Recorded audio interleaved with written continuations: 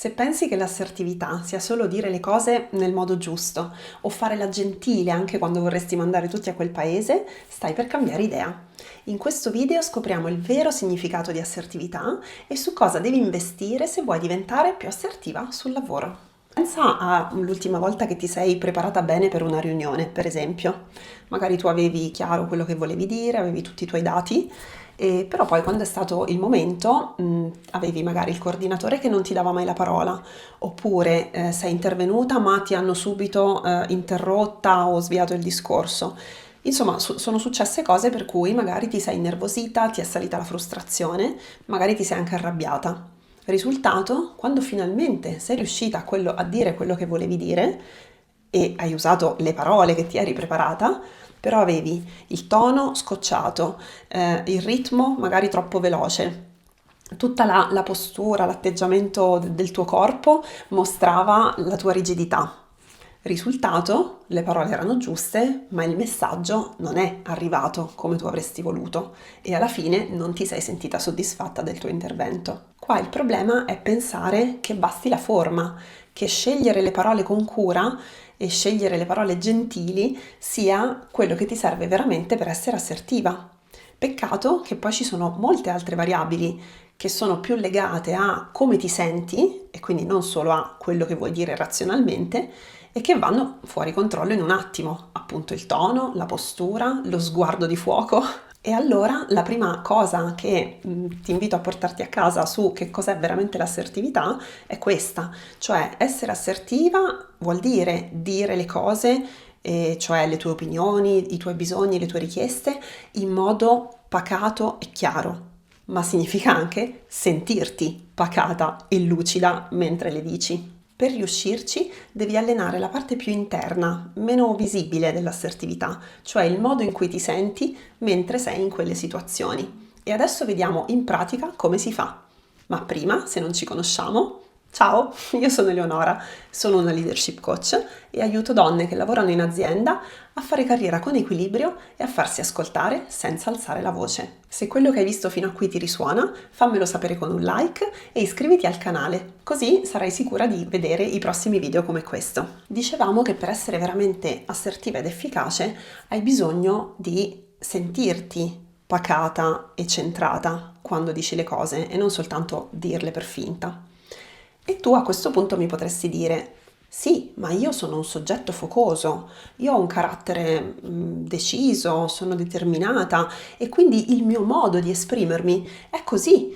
Il risultato è che la gente mi percepisce come aggressiva anche quando io in realtà non lo sono. Oppure mi potresti dire l'esatto contrario, cioè no, ma io sono una persona tranquilla, sono molto sensibile, non mi piacciono quelli che alzano i toni, che alzano la voce e non ho nessuna intenzione di prevaricare la gente. Ok, tutte queste cose non c'entrano assolutamente niente con quello di cui stiamo parlando, perché l'assertività non è un tratto del carattere, non è una caratteristica innata che o ce l'hai o non ce l'hai. Le cose che tu forse mi stai dicendo rispetto al tuo carattere sono delle inclinazioni, ma niente ti impedisce di decidere di fare e dire le cose in un modo diverso. Per essere veramente assertiva, quello che ti serve non sono doti di natura, ma sono competenze ben precise. Ti serve prima di tutto la competenza di riconoscere che cosa va in onda dentro di te a fronte degli stimoli esterni, cioè riconoscere quando arriva un'emozione scomoda, riconoscere che emozione è, perché la rabbia è diversa dalla delusione e provoca effetti diversi, e poi, una volta riconosciute queste emozioni, devi avere la competenza di gestirle, che non significa non provarle, che è impossibile, ma significa trovare il modo di agire con lucidità nonostante l'emozione. Poi l'altra cosa fondamentale che ti serve è la lucidità di ricordarti in ogni momento, pure se sei incavolata, pure se sei dispiaciuta, qual è il tuo obiettivo, qual è il fine di quello che stai dicendo o chiedendo. Spesso abbiamo questa errata convinzione che questa cosa di essere assertivi sia perché è bello, perché ci fa fare bella figura, ma in realtà l'unico vero motivo per investire nella tua assertività è che ti aiuta a raggiungere i tuoi obiettivi, perché se tu sei lucida, calma, pacata, pure in mezzo alla tempesta, il tuo modo di dire, di proporre, di chiedere sarà 100 volte più efficace di chi invece si lascia sballottare dai flutti. Ora, la più grande obiezione, il più grande dubbio che tipicamente ricevo quando dico queste cose è: sì, va bene, è tutto molto bello, però quando di fronte ho uno o una che mi dice delle cose o fa delle cose per cui io proprio non ragiono più, come faccio a fare tutta questa operazione di calma e pacatezza? Quello che ti serve in queste situazioni è tirare fuori un'altra competenza, che anche questa puoi allenare con il tempo e fare tua, che è l'empatia. L'empatia è proprio la capacità di metterti nei panni degli altri, di vedere le cose dal loro punto di vista. Non vuol dire abbracciarlo, non vuol dire essere d'accordo su tutto, non vuol dire essere buoni, no, è semplicemente proprio l'abilità di toglierti dalla tua posizione e guardare le cose da un altro lato.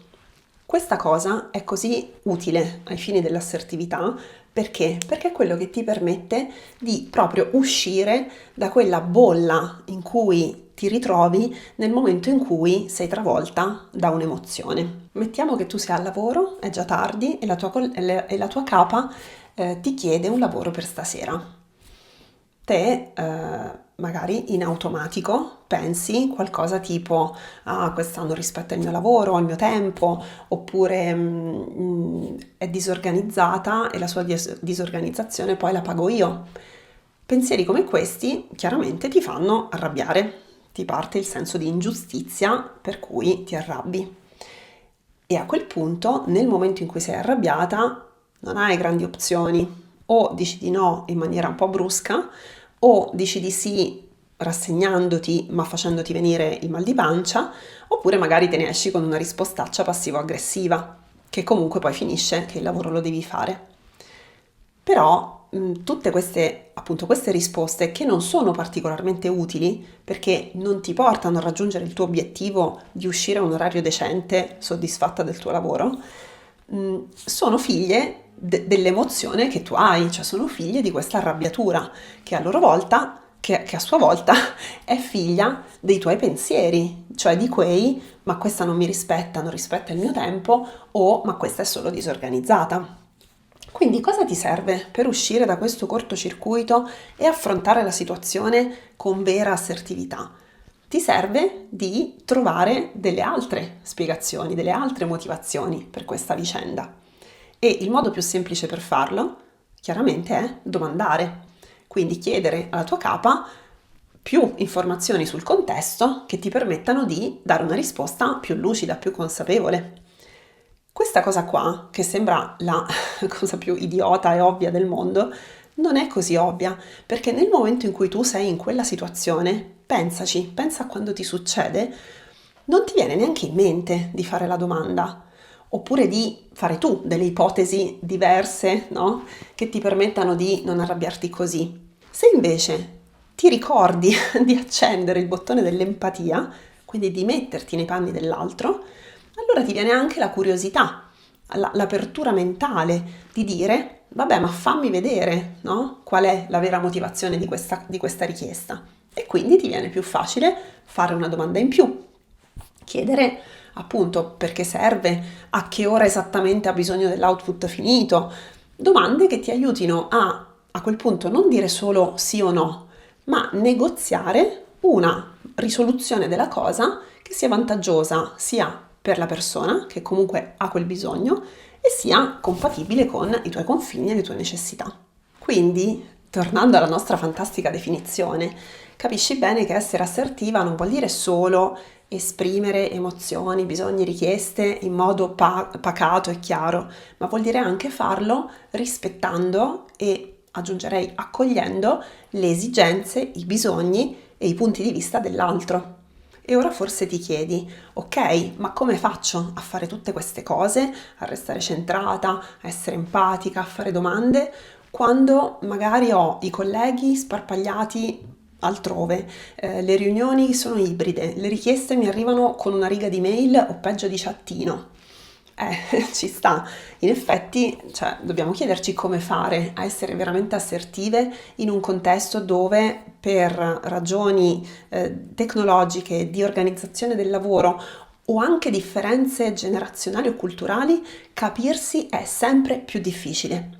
Di questo parliamo in questo video, che ti lascio qui, clicca e ci vediamo dall'altra parte.